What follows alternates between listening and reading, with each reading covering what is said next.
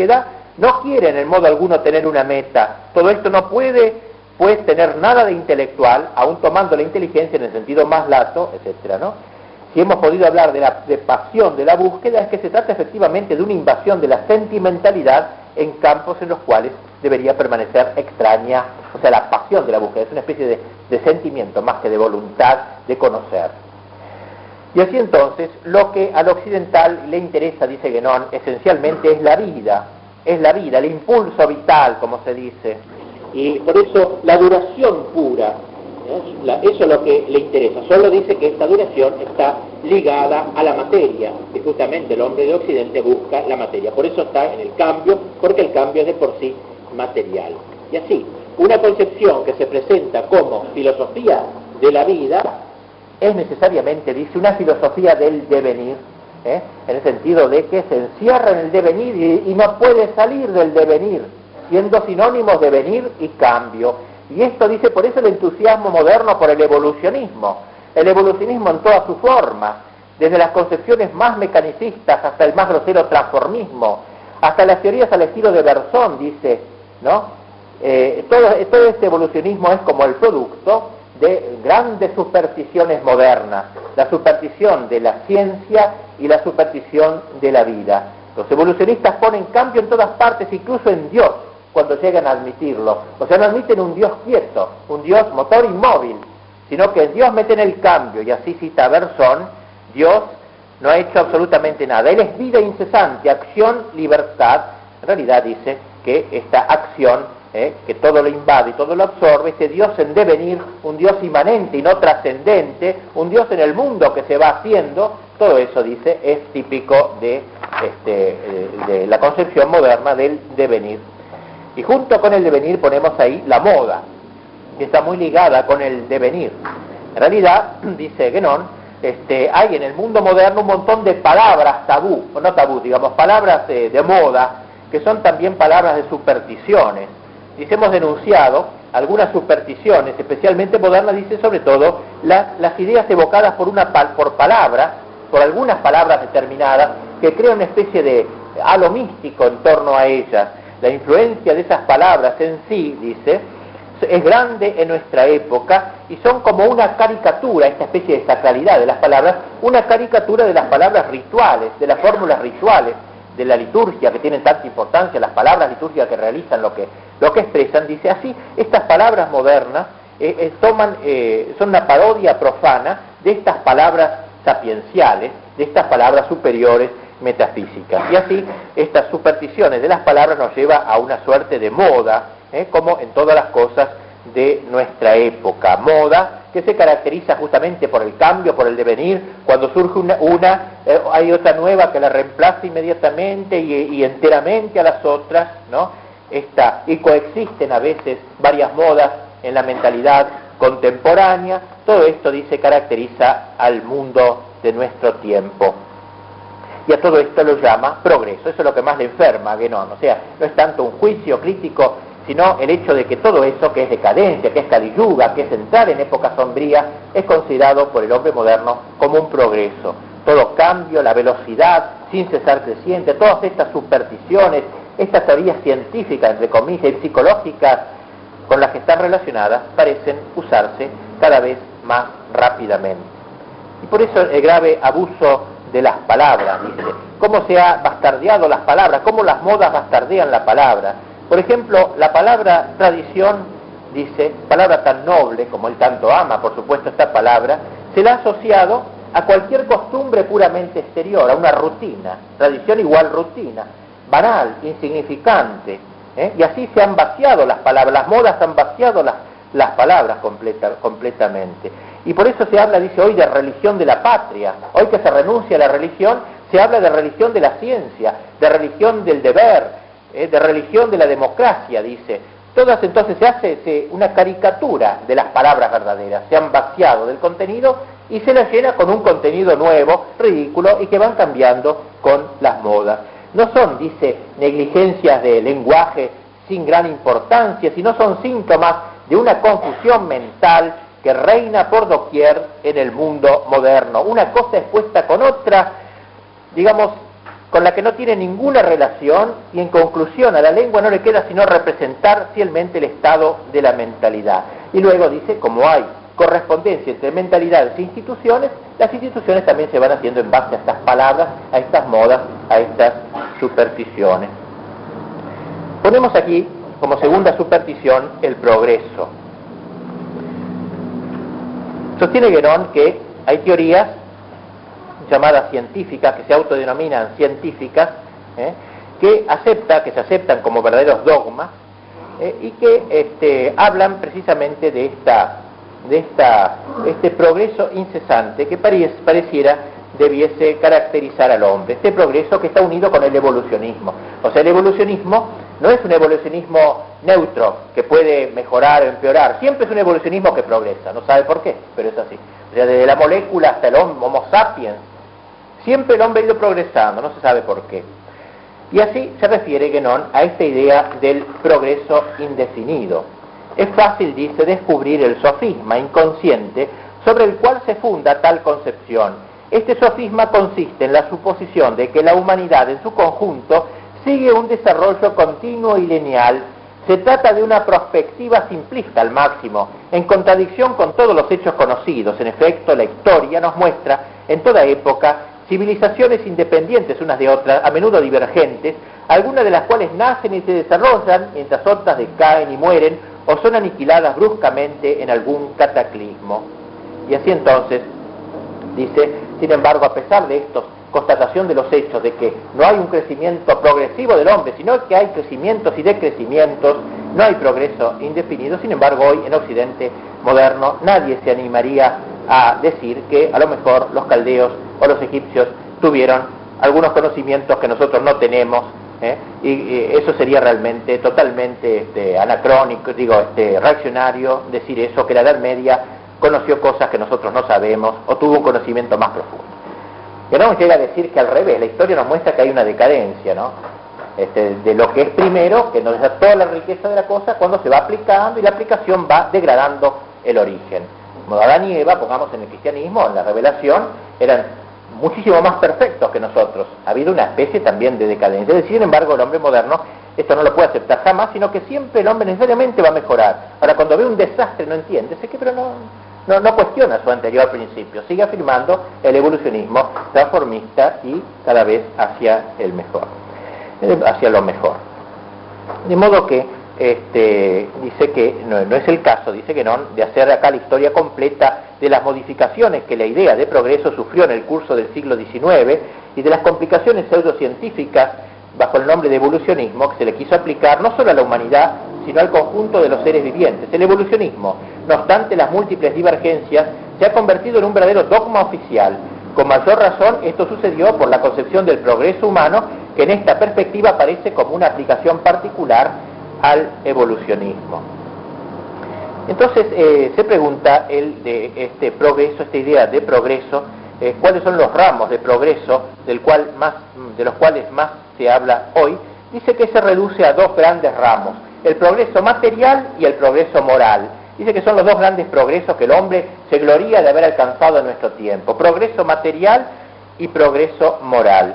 Progreso, algunos hablan de progreso intelectual, dice, pero esta expresión en realidad es asimilable al progreso científico y por tanto para él al progreso material. O sea, se reduce la inteligencia a las ciencias para la práctica, y en ese sentido pues progreso material. Y el hombre moderno entonces juzga que ha tenido estos dos rubros de progreso: ha progresado materialmente y ha progresado moralmente. Para los que saben de la existencia de algo distinto, dice, y dan a las palabras su verdadero significado, la nuestra no es una época de progreso intelectual, sino exactamente lo contrario, una época de decadencia, o mejor aún, de profundo decaimiento intelectual. No hay pues progreso moral, que es porque dice lo que ha habido en todo caso es un progreso del sentimentalismo en el mundo de nuestro tiempo, un sustituir la utilidad por la verdad, y esto no es un progreso moral para nada, un pragmatismo, y al hombre por el contrario lo hace rebelar contra la moral, y esto se advierte sobre todo en el mundo anglosajón, que es para él la parte más representativa del occidente moderno.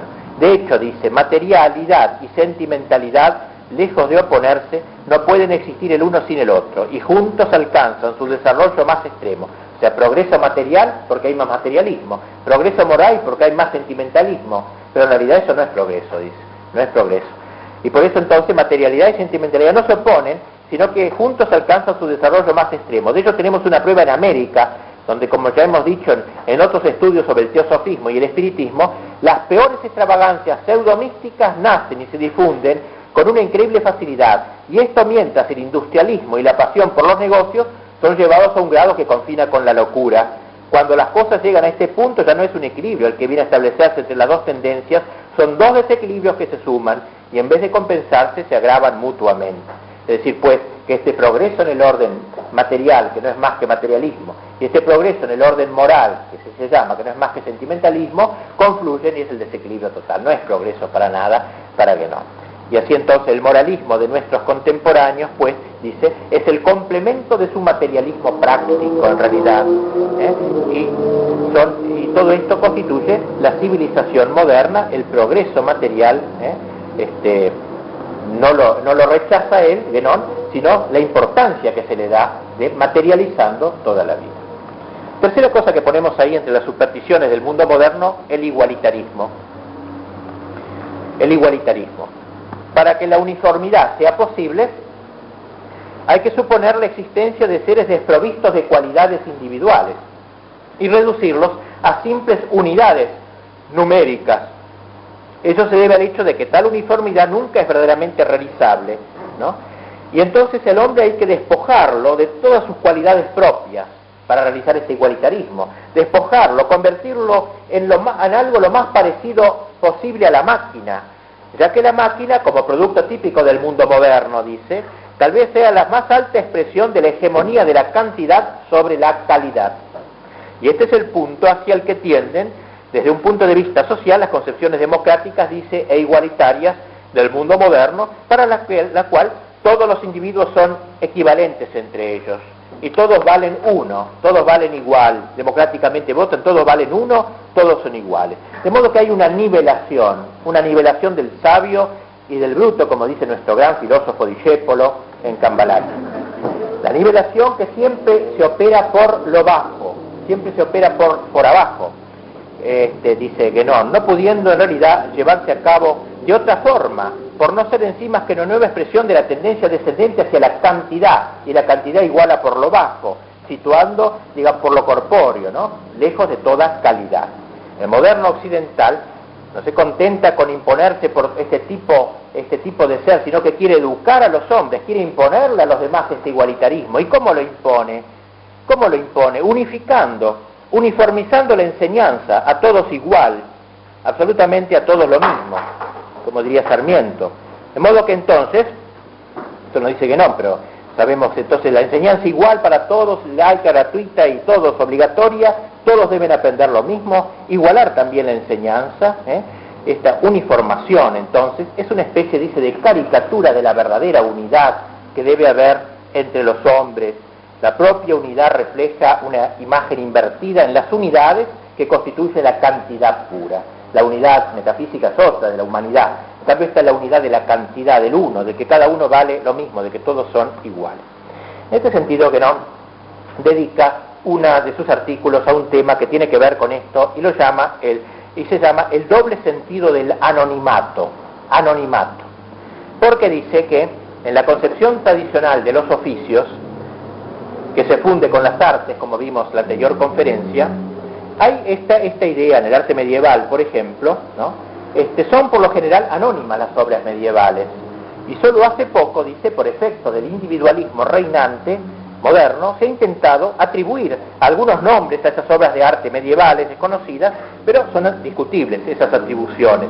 Pues bien, ese anonimato medieval y de la sociedad tradicionales se opone a la continua preocupación del artista moderno a firmar el cuadro por delante y por detrás y por el costado, y entonces este deseo, pues, de perder el anonimato, medio enfermizo, dice, es también un signo de esta individualización del hombre, justamente, que por un lado quiere nivelar todo y por otro quiere distinguirse en todo lo más posible. Ocurre con el anonimato, como con otras muchas cosas, dice, que por una analogía inversa pueden ser tomadas a la vez en un sentido superior y en un sentido inferior.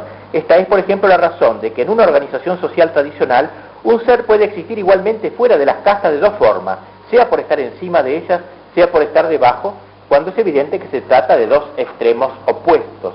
Y entonces también puede ser infrahumano o suprahumano, perderse en el anonimato. O sea, hay un perderse en el anonimato, digamos, suprahumano, pero hay otro que es la masificación, que de algún modo es infrahumano. Dice por eso que en el cristianismo, incluso en la vida monástica, y aún no solo entre los cristianos, sino entre los budistas, el que entra de monje cambia de nombre, pierde su nombre. Pierde su nombre porque justo quiere perder, digamos, esa individualidad para extinguir su yo de alguna manera, para aniquilarse en Dios, ¿no? Para sublimar todas sus posibilidades. Y por eso también el artífice no produce su obra como tal, ¿no? Sino como un anónimo que se integra orgánicamente en la sociedad. Por eso entonces, si ahora dice nos desplazamos al otro extremo, el representado por la industria moderna, podemos ver que en él el obrero también es perfectamente anónimo, pero este es un anonimato por lo bajo, así como hay un anonimato por lo alto del hombre medieval o del monje, que extingue su yo, por así decirlo, ¿no? Para perderse en Dios. Hay un anonimato por lo bajo ahora, que sería el del hombre de la máquina, que se pierde en este igualitarismo, que se diluye, desaparece en la masa totalmente, en el montón, ¿no? El obrero, dice, también es perfectamente anónimo, mas ello se debe a que lo que produce no expresa nada de sí mismo, y ni siquiera es obra suya, dado que el papel en que se ve abocado en este tipo de producción es puramente mecánico. En resumen, el obrero, como tal, carece en rigor de nombre, ya que en su trabajo no es más que una unidad numérica, sin cualidades propias, y susceptible de ser sustituido por cualquier otra unidad equivalente, es decir, por cualquier otro obrero, sin que nada cambie en el producto de este trabajo. Así pues, como afirmábamos antes, su actividad ya no tiene nada propiamente humano, sino que en lugar de traducir, o al menos reflejar algo suprahumano, queda por el contrario reducido a lo infrahumano, tendiendo incluso hacia su grado más bajo, es decir, hacia una modalidad tan completamente cuantitativa como es posible.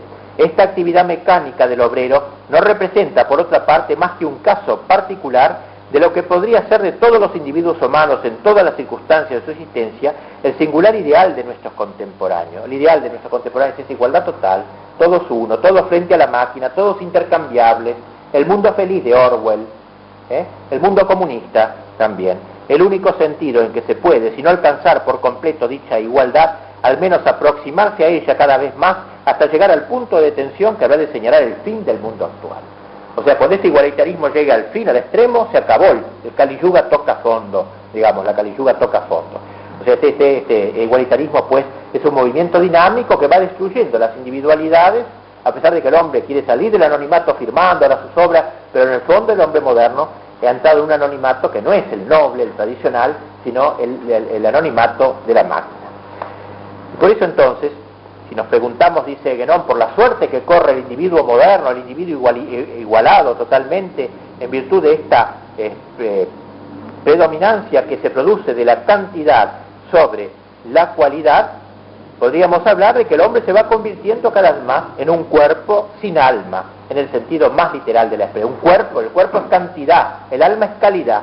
Pues bien, el hombre se convierte en un cuerpo sin alma, pues en un individuo el aspecto cualitativo esencial casi desaparece por completo en un individuo así, y este individuo ya no tiene nombre propio, ha quedado vaciado de las cualidades que tal nombre debe expresar, de su singularidad, es anónimo, pero en el peor sentido de la palabra es anónimo. Este y no otro es el anonimato de la masa moderna, de la que forma parte el individuo, y en la que se pierde. Ya no se pierde como el monje en Dios, encontrándose, como diría el Evangelio, el que se pierde se encontrará, sino que se pierde en la masa, se pierde del todo, se diluye, se hace anónimo entonces totalmente. Este hombre pues entra así, se convierte en una unidad aritmética en el anonimato de la masa. Es una unidad aritmética, unidad que puede ser contada, que puede ser enumerada, y por eso tantas estadísticas, pero es una mera cantidad. De modo alguno puede darse a cada uno de esos hombres una denominación que signifique distinción de los demás por alguna diferencia cualitativa. Entonces, por estar el hombre así diluido totalmente en la masa, está propiamente en una situación de caos. Precisemos, dice Guénon, que la palabra confusión, en que está en la masa, resulta más apropiada para evocar la indistinción completamente potencial que presenta el caos. Y este es el problema, dado que el individuo tiende a reducirse a su mero aspecto sustancial, es decir, los escolásticos llamarían una materia sin forma, en la que todo se encuentra en potencia y en la que nada es acto, de manera que en último término, si este pudiera darse, se trataría de una verdadera disolución de todo lo que hay de realidad positiva en la individualidad. Así, en razón de la extrema oposición que existe entre una y otra, tal confusión de los entes en la uniformidad aparece como una siniestra y satánica parodia de su fusión en la unidad. O sea, el plan es la fusión, pero en el suprahumano, en la unidad. Desde el Brahman, que inculta toda la sociedad y la domina, ahora el cambio es una fusión siniestra, satánica, paródica, en la pérdida en la masa, en la unidad, en la pérdida de la intimidad. Otro tema que relaciona a Guénon con lo que estamos hablando, con el igualitarismo, es el odio que hay hoy por el secreto. Es decir, el odio que hay hoy por que el maestro, por ejemplo, no puede guardarse nada para sí. Es decir, todo hay que enseñarlo, y todo hay que enseñarlo a todos. No cabe nada que uno reserve para sí.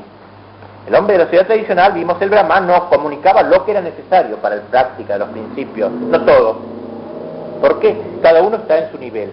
En cambio, hoy hay que poner todo al alcance de todo el mundo, y entonces vulgarizar la sabiduría. Y esto fíjese que la liturgia se ha notado, ¿no? Vulgarizar la liturgia, hacerla inteligible a todo, destruir el misterio casi.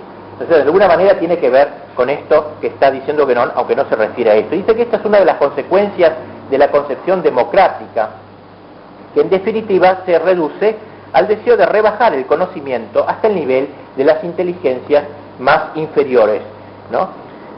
Y así entonces la vulgarización de la doctrina, de las doctrinas, es algo verdaderamente peligroso, no solo en su aspecto teórico, sino también en el aspecto práctico. La mentalidad moderna está constituida de forma tal que no puede soportar ninguna reserva, nadie puede tener algo para sí. Eso es un privilegio, como se dice, un privilegio irritante, digamos, establecido en beneficio de algunos. Porque el hombre moderno no soporta la superioridad. Nadie tiene derecho a saber más que yo. Y esos supuestos privilegios entonces no lo ven como que tiene su fundamento en la naturaleza de los seres, en las castas diríamos, ¿no? O en el grado que ocupa en la sociedad. Y por eso el igualitarismo rechaza estos privilegios, entre comillas, ¿no? Los rechaza, quiere suprimir los misterios con su ciencia, con su filosofía exclusivamente racional. En el fondo, el odio por este secreto o por esta intimidad no es más que una de las formas de odio por todo lo que sobrepasa al nivel medio, por todo lo que está más arriba que la mediocridad, por todo lo que se aparta de la uniformidad que se pretende imponer a todos. Sin embargo, dice, el mundo moderno, dice Guénon, ha tenido la genialidad de guardar como un secreto, digamos así, esta diabólica decisión, ¿no? de que no debe haber secretos, o sea, juega con la expresión esa al revés ahora. De modo que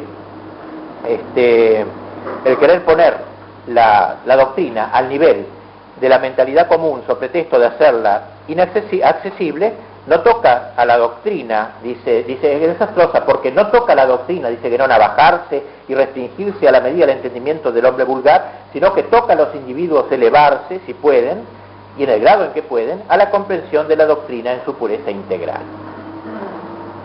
Ponemos aquí en cuarto lugar la cantidad.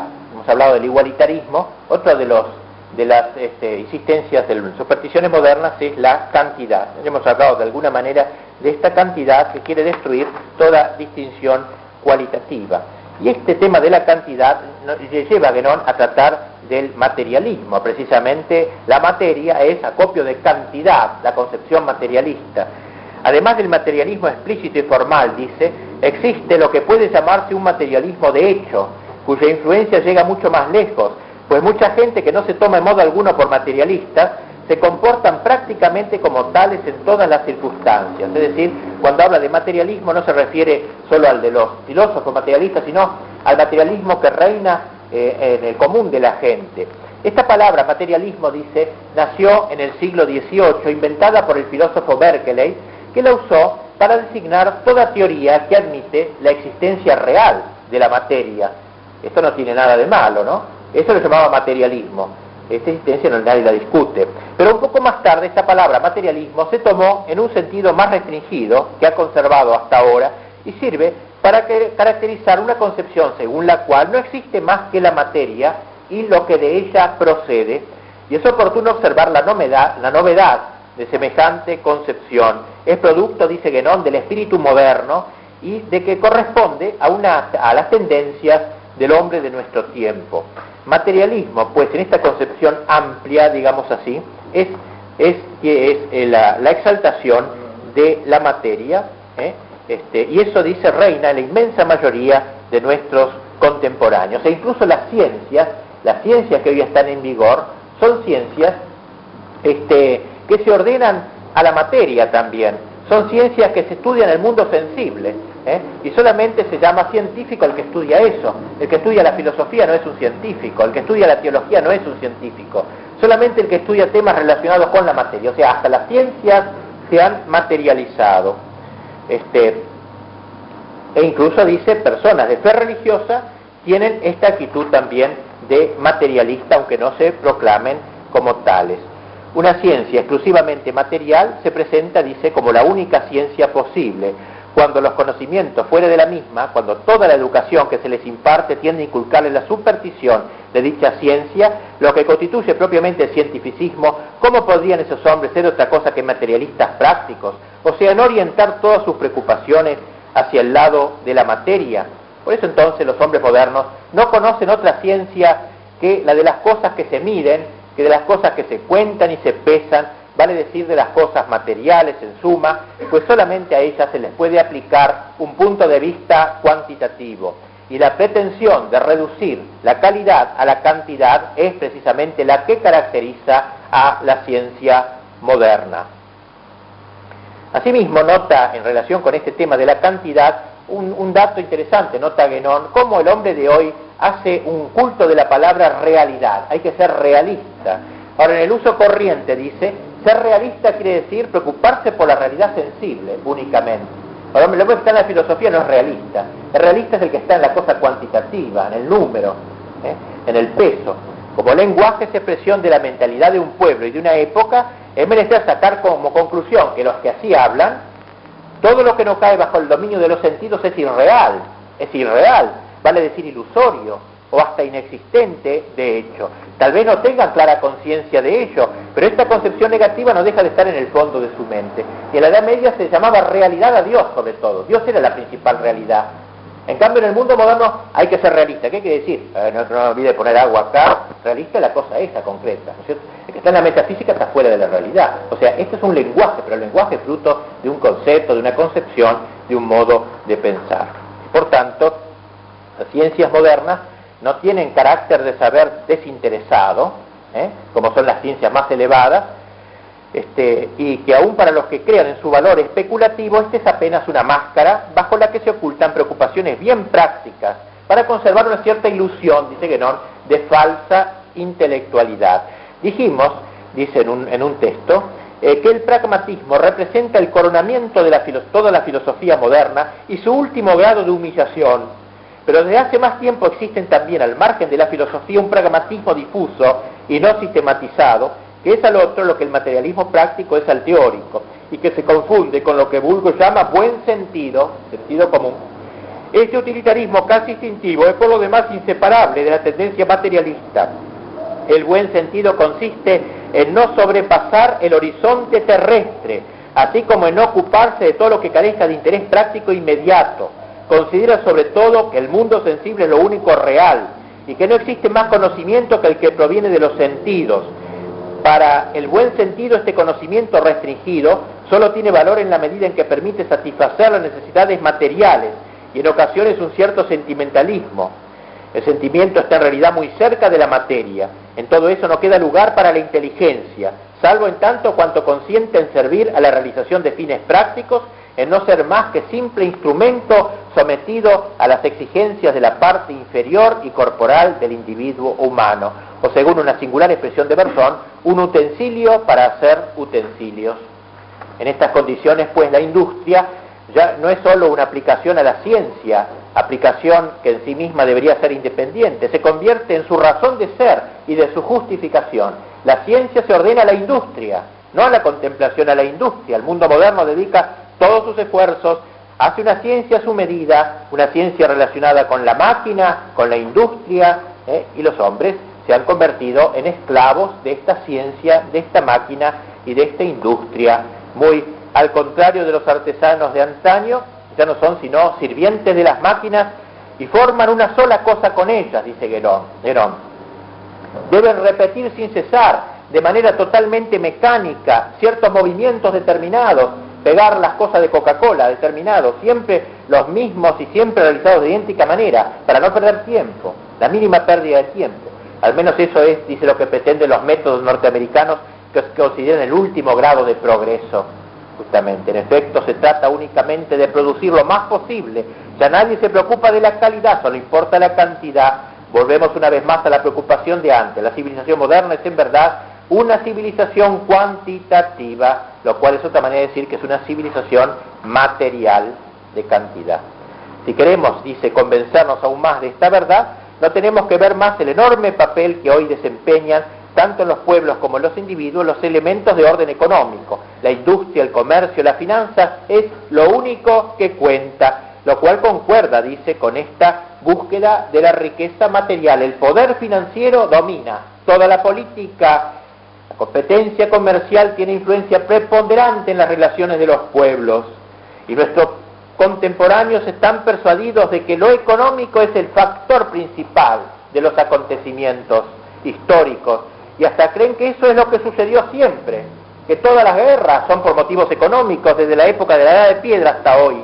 Todo lo explican por este materialismo histórico que dirá luego Marx, en realidad está perfectamente dentro del mundo moderno. Y así entonces, estos factores económicos, esta preeminencia de estos factores nos señalan esta ilusión de creer que con los intercambios comerciales va a haber la paz mundial, o sea, de que la paz va a ser fruto del comercio, de los intercambios económicos, de que la materia, que es multiplicidad y división, es la que nos va a juntar, todo al revés, dice que no, es la materia, la plata, la que nos va a juntar, cuando la plata justo es múltiple, divide. Y además, dice, la práctica nos muestra que el progreso científico moderno pone al mundo al borde de la catástrofe final, ¿no? Todavía, o sea, que ese progreso ni siquiera sirve para unir a los pueblos, sino que estamos junto a peligros, y eso que en su época no se conocían, las últimas bombas que conocemos. Así que, pues, al admitir que el desarrollo material tiene ciertas ventajas, por otra parte dice que no es un modelo muy relativo y de ningún modo puede ser el modelo paradigmático de una sociedad, volcar toda la sociedad a la solución de los problemas económicos, sacrificar todo el orden moral, el orden espiritual, el orden trascendente a este desarrollo exclusivo, es reducir al hombre a la cantidad, es hacer desaparecer la espiritualidad. Y esto, dice, es el gran intento de la civilización moderna. Establecer un paralelo entre las ventajas materiales y la felicidad. Los inventos que hoy se multiplican en aumento son todos ordenados a esta felicidad terrena del hombre. Bienestar material, pues, y progreso, medios de comunicación cada vez más veloces, y sin embargo, dice, estamos tan separados hoy, quizás más que nunca, lo ha estado el mundo. No se trata más que de ganar dinero, concluye estas reflexiones, porque eso es lo que permite conseguir más cosas, y cuanto más se tiene, más se quiere tener, más envidia a los que tienen, y de ahí esa competencia feroz que ciertos evolucionistas han elevado a la dignidad de ley científica en el nombre de la lucha por la vida. De ahí también la envidia y el odio hacia los que poseen la riqueza de parte de los que no la poseen. Esos hombres, a los que se les ha predicado las teorías igualitarias, rugen de furor y se rebelan al comprobar la inmensa desigualdad de nuestro tiempo, porque precisamente la materia desiguala a los hombres en última instancia, en el mal sentido de la palabra. De modo que si la civilización moderna un día se derrumba, será precisamente como un justo castigo de este vicio fundamental, una especie de contragolpe. El que a hierro mata, a hierro muere. El que desencadena las fuerzas brutales de la materia perecerá aplastado por esas mismas fuerzas, a las que una vez puestas imprudentemente en movimiento ya no se pueden dominar, y no puede jactarse el hombre de detener indefinidamente esas fuerzas hacia su marcha fatal. Fuerza de la naturaleza o fuerza de las masas humanas, o unas y otras juntas, poco importa. Son las leyes de la materia las que entran en juego y destruyen y destrozan inexorablemente al que creyó poder elevarse y poder dominar esa materia sin elevarse él mismo por encima de la materia, que era la manera que tenía de dominar la materia. Ponemos en último lugar el racionalismo. Considera que uno de los graves defectos del mundo moderno es, o superstición del mundo moderno, es el racionalismo. Acabamos de decir, dice, que los modernos pretenden excluir todo misterio del mundo, ya lo hemos visto, ¿no? En nombre de una ciencia y una filosofía a la que califican como racionales, y de hecho, bien podría decirse que cuanto más miope resulta una concepción, tanto más es considerada como estrictamente racional. Por otra parte, es sabido que de los enciclopedistas del siglo XVIII, los más encarnizados enemigos de toda realidad suprasensible demuestran una inclinación a invocar la razón y a proclamarse racionalista. Recordemos, la Revolución Francesa, pues, que destruye el misterio, pone a la diosa razón en Notre Dame, son los racionalistas natos. Pues el racionalismo es la lucha contra el misterio, el creer que la razón del hombre conquista el orden metafísico y el orden místico. El racionalismo científico, dice, filosófico, pero hay un racionalismo vulgar también que se ha extendido, así como el materialismo científico se convierte en materialismo vulgar, y esto caracteriza al tiempo moderno también. El tiempo moderno todo lo reduce a la razón, erige a la razón en el dogma, digamos, en el único dogma que hoy existe. El rechazo de toda autoridad espiritual, por tanto, por ser suprahumano, por ser suprarracional, el rechazo de todo orden de la que eleva al hombre sobre la razón. Precisamente el hombre se aferra a la razón y considera que el racionalismo y el individualismo lo van a salvar de ser absorbido por algo superior. Para resumir, dice Guénon, podemos concluir: el racionalismo, por constituir la negación de todo principio superior a la razón, provoca como consecuencia práctica el uso exclusivo de esta misma razón cegada, valga la expresión, por el hecho mismo de verse aislada del intelecto puro y trascendente, cuya luz normal y legítimamente debe limitarse a reflejar sobre el ámbito individual. A partir del momento en que ha perdido toda comunicación efectiva con este intelecto supraindividual, la razón solo puede tender hacia abajo, es decir, hacia el polo inferior de la existencia, hundiéndose cada vez más en la materialidad.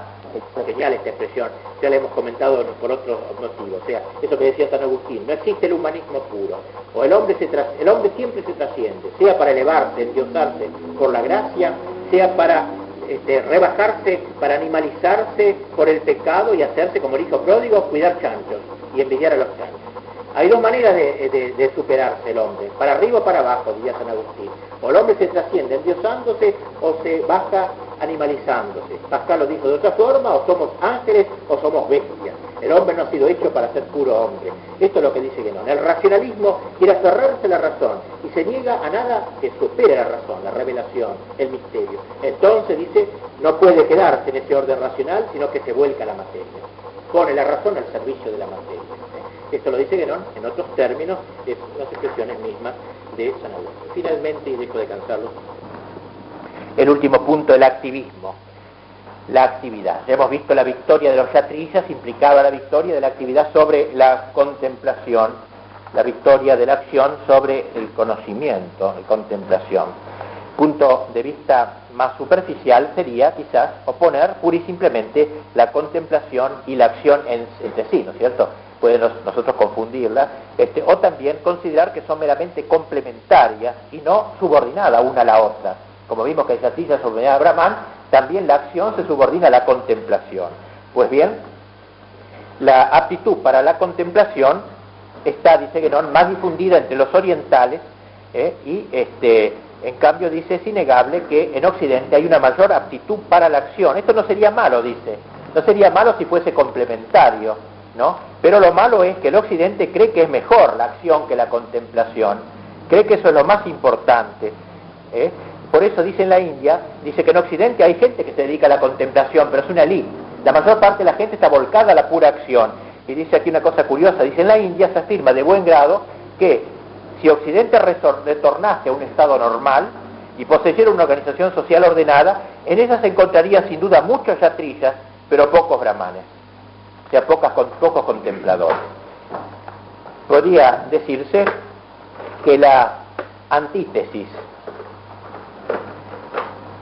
de Oriente y de Occidente en el actual estado de cosas consiste en que en Oriente, dice Guénon, mantiene la superioridad de la contemplación sobre la acción, mientras que el Occidente moderno afirma, al contrario, la superioridad de la acción sobre la contemplación. Esa sería la característica más típica del mundo moderno, dice Guénon, esta agitación constante, ya lo vimos, este cambio continuo, esta velocidad siempre creciente como la que llevan los mismos acontecimientos.